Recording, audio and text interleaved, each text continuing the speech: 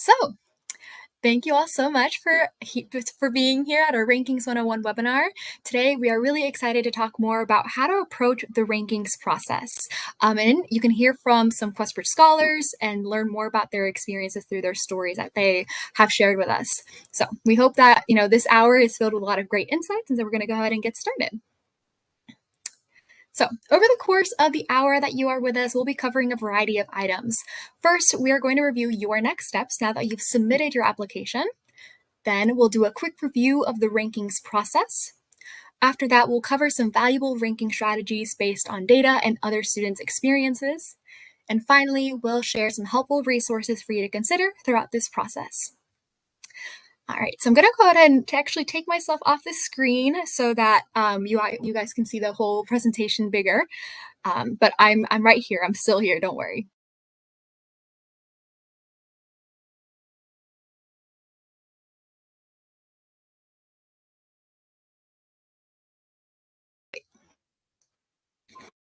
Okay, there we go. So let's go into your next steps first. So you should be keeping a close eye on your application checklist on your Manage page, and here are some things that you want to keep in mind. So first of all, of course, congratulations. You've done most of the heavy lifting by submitting your application. So definitely pat yourself on the back for that. We are really, really proud of you. If you haven't already, be sure that either you or your counselor has uploaded a transcript. This is a really important and required part of your application. So be sure that, by October 6th, there is a transcript in your application. The second thing you want to make sure is that is submitted are your recommendations and the school report. If they haven't been submitted, check in with your teachers and your counselor to remind them that they have until October 6th to submit those materials. And if your counselor hasn't uploaded a transcript or test scores, you can actually still do this in your application by using the Upload Materials button that is on your Manage page. A transcript is an integral part of your application. So again, really do make sure that one of these has been submitted. All right. Now, here are some other important dates that you should make note of. The first one that is not in the slide, but that I did just mention is October 6th. So this is the very last day that we're going to accept test scores, transcripts, and school profiles. If you do not see a check mark next to those on your application checklist and you intended to submit those materials, be sure to submit them by October 6th. Next, the next important date is October 16th.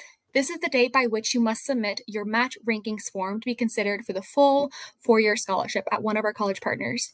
Even if you do not plan to rank colleges, you must still complete this form. If you are ranking schools, you will also need to complete the match agreement form, which must be signed by your parent or legal guardian and your high school counselor.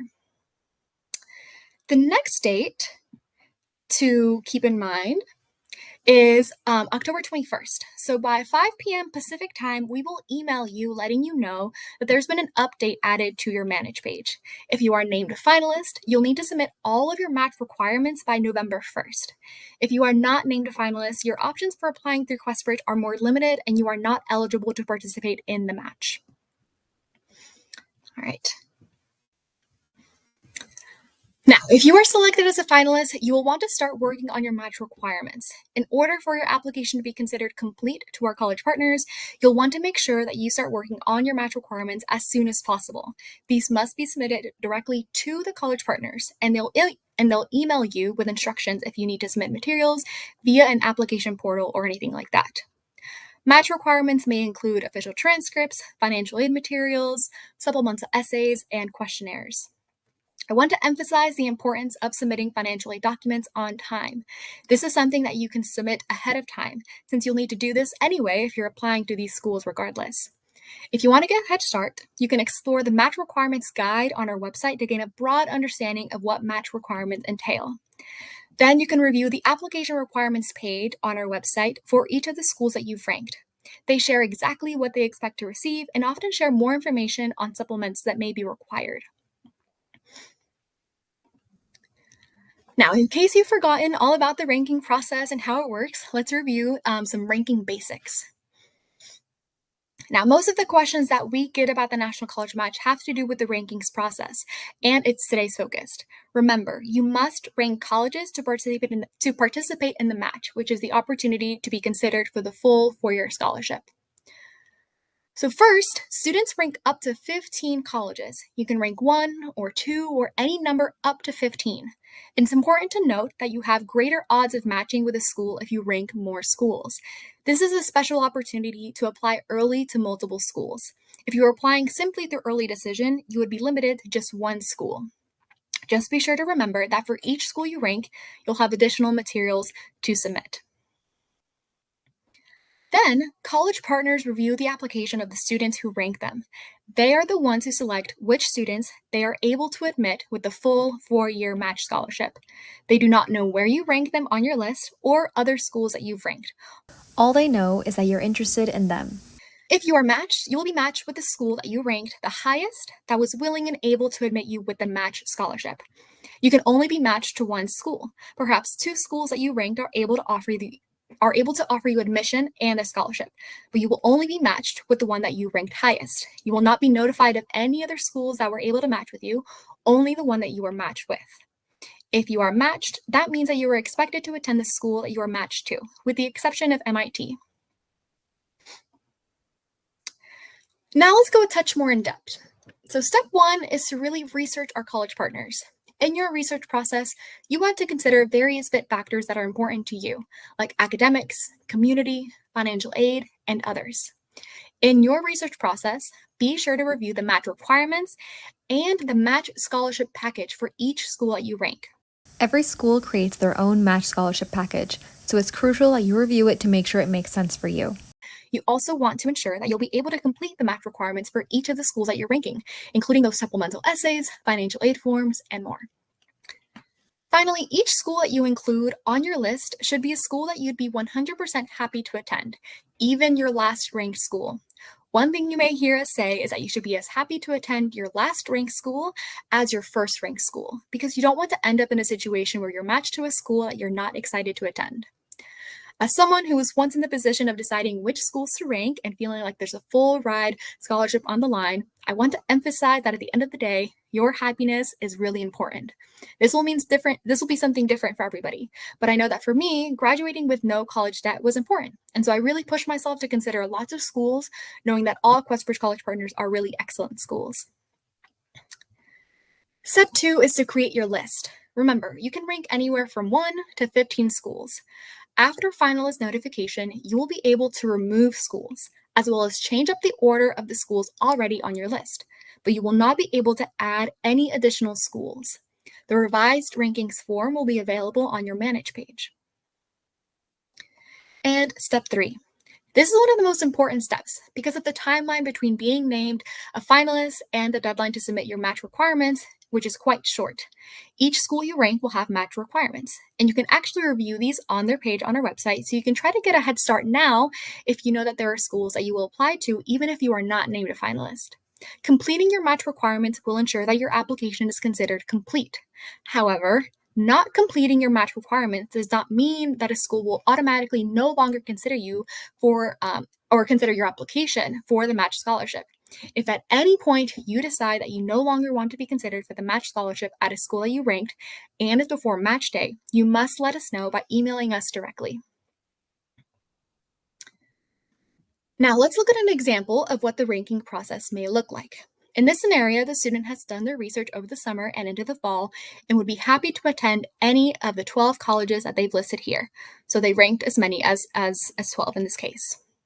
And of course, they're keeping in mind that the match is binding. After the student has submitted their rankings, the colleges that they've ranked review their application, and they are the ones who decide if they are able to offer the student the match scholarship. In this case, Northwestern, Colorado College, and Scripps are able to offer the student a match scholarship. So, what is the result? In this case, the student has matched to Northwestern. My other piece of advice is to rank a variety of schools in this process, if you would be happy to attend them, of course. What this really means is that it's important to expand your research beyond the schools that may be commonly ranked because of their popularity, and understand that all of our college partners are really incredible schools. I personally ended up at a school that I never expected to attend, and it was even ranked last on my list, but I absolutely loved my time there. All right. Now let's talk about how you can actually leverage database strategies and learn from other people's stories to make your ranking journey uniquely your own. Now, one of the questions that we get the most is something along the lines of, what strategy should I use in the ranking process? Or what's the secret?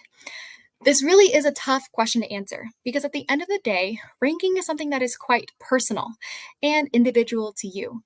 Before ranking any school, you want to be sure that it is a school that you would be 100% happy to attend. And you're going to hear me say that a lot in this presentation.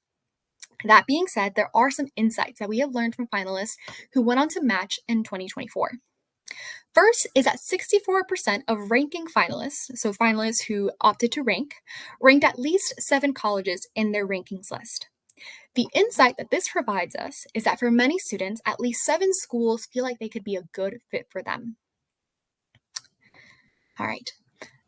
The next insight is that finalists who matched, however, ranked an average of 10 college partners.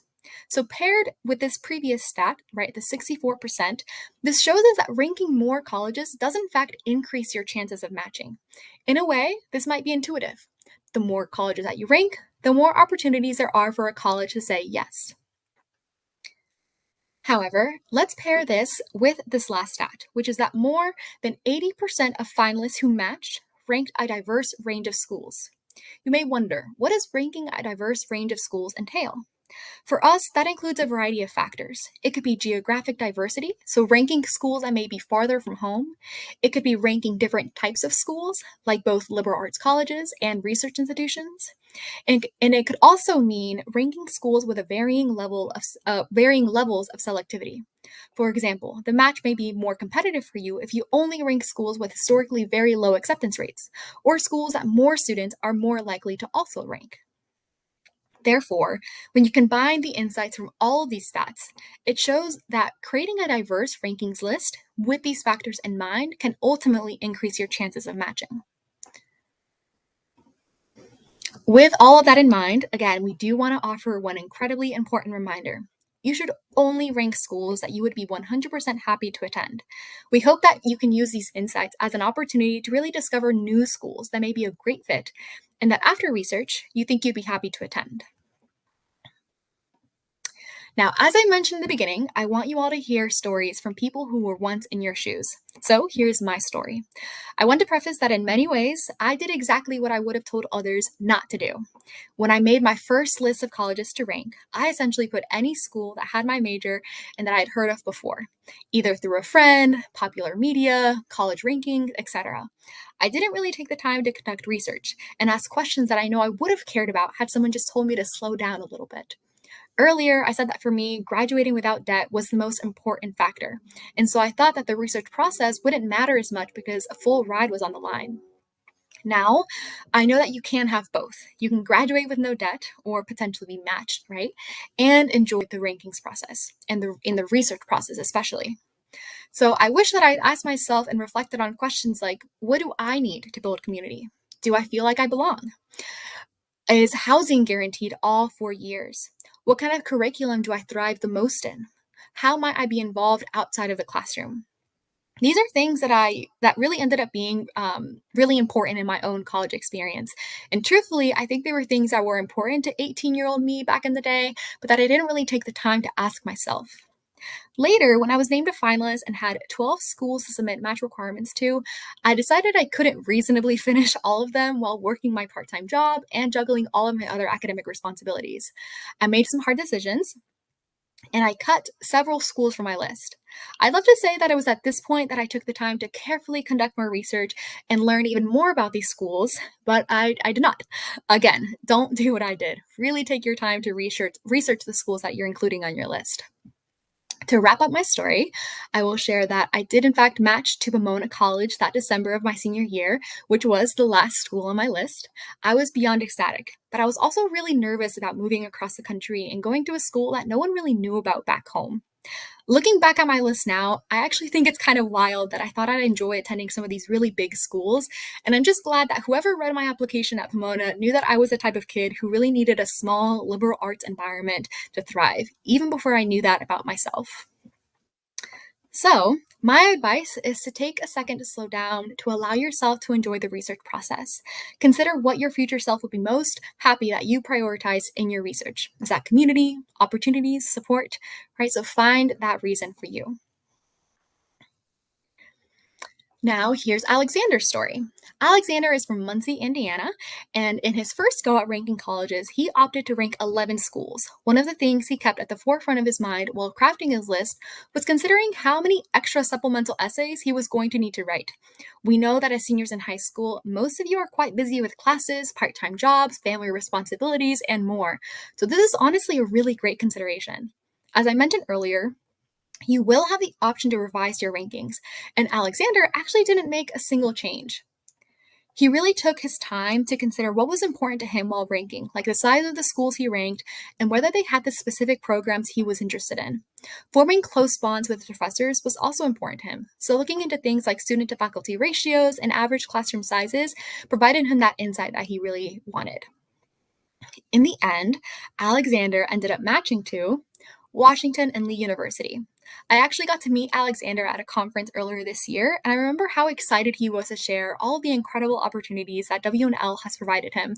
For example, Alexander is currently doing a semester at sea voyage, where you spend a semester on a boat traveling to various ports and learning all at the same time. His final words of advice for you all is treat every school you rank as a dream school. The National College Match process is a once in a lifetime opportunity for everyone applying, so make your applications about quality rather than quantity. Those are really great words of advice. Now, here's Kiera's story. So, Kiera is from Bentonville, Arkansas, and in her rankings journey, she made sure to take time to reflect on her own to determine which specific things she needed from her future college. As she researched, she considered factors like climate, location, types of classes, extracurricular activities, student body size, opportunities, etc. If a school was missing more than one thing that mattered to her, she understood that that school was not the perfect match for her. In her original rankings form, she ranked 14 schools with a great mix of liberal arts colleges, research universities, schools in different regions of the country, and varying levels of selectivity. One of the things that she notes is how she also made the research process collaborative. She had her mom and close friends help her identify how each school offered what she needed. And when the option came to submit a revised rankings form, she actually didn't remove any schools from her list. She did make some slight placing adjustments, but she felt confident that she would be happy to attend any of the 14 schools that she ranked. When match day came around, she was excited to learn that she had been matched to Davidson College. When asked what advice she would like to share with you all today, Kiera recommends taking the time to think about what's important for you in each of the school that you rank. Not only will this make the research process easier when you have specific things in mind, but when it comes time to write those supplemental essays like the classic "Why this school?" prompt, you'll have specific things to write about that you actually enjoy about those schools. All right. And last but certainly not least, here's Akio's story. Akio hails from State College, Pennsylvania, and when it came to his ranking story, he has a lot of wisdom to impart. For one, he thought that the most important thing would be to maximize his chances of matching and rank as many schools as he could. Even though he knew that his priority was to be in a city where he would have access to networking and internship opportunities, he remembers not taking enough time to really research the schools that he initially included on his list. When it came time to submit his revised rankings form, he decided to remove some schools that he realized he wouldn't be 100% happy to attend based on the criteria that was important to him. He shortened his list to 10 schools, so still keeping a variety of options open. For Akio, match day was a day of excitement and joy after finding out that he had been matched to Boston College. Like Alexander and Kiera, he has some words of wisdom to share with you all today. Picture yourself 5 years from now, after college, having fully experienced your time there. You have to imagine where you want to end up in your future and what you want to experience. It can be tempting to rank schools based on prestige alone, but the overall college experience, including location and student life, matters. All right. So now we've learned some stats and we've heard some stories. Now, what does it actually mean to implement these strategies? First is to understand your motivations. So much of the strategy of the rankings process really does start with you. Understand your motivations and what draws you to college. What is most important? What are you excited to learn about? What do you hope to do? These kinds of questions will help you go into this process with intention and direction. Step two is to really explore your idea of college fit. Remember that college fit can be comprised of so many factors: academics, financials, social, and more. Reflect on what a successful college experience may feel and look like. For me, graduating debt free was huge, but for you, it might be finding a supportive community. Your definition of college fit will be uniquely yours. The third step is to really cast a wide net.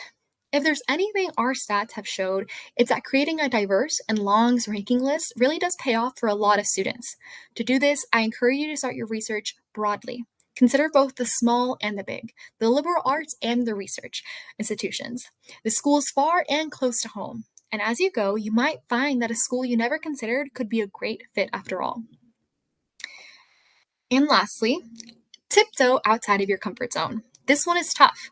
The unknown can be scary, but if there's one thing I've learned, it's that if you do so much of your growing and your learning in those moments of discomfort, when you push yourself outside of your comfort zone.